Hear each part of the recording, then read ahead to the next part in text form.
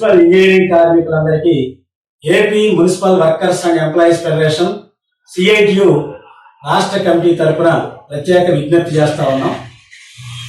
ఈరోజు అనగా 2024 డిసెంబర్ 18వ తేదీ డిఎంఏ హరినారాయణ గారితో సిఐటియు నాయకత్వం విడిగా చర్చించడం జరిగింది.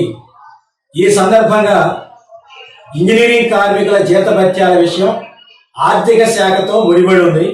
కాబట్టి ఆర్థిక శాఖతో ముడిపడి ఉన్నటువంటి సమస్య పరిష్కారం కావాలంటే ముందుగా మేము ఇంజనీరింగ్ కార్మికుల సమస్యల మీద స్టడీ చేయాలి.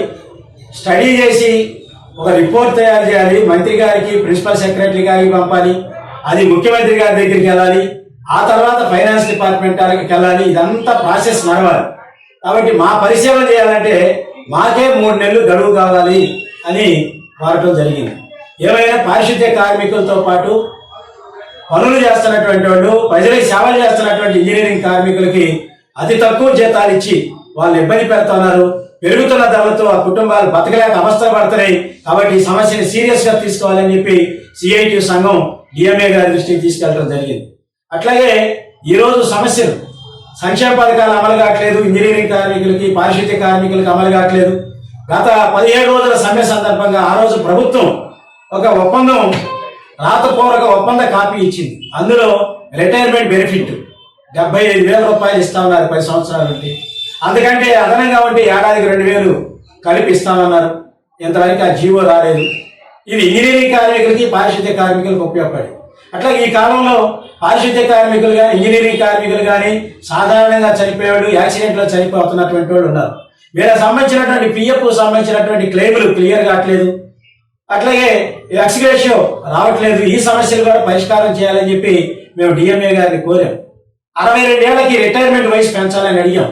ఇవన్నీ కూడా మీరు నాకు కొద్దిగా టైం ఇస్తే, జీవోలకు సంబంధించినవి కూడా నాకు అందిస్తే వీటన్నిటిని పరిశీలించి వెంటనే పరిష్కారం చేయడం కోసం ప్రయత్నం చేస్తామని చెప్పారు.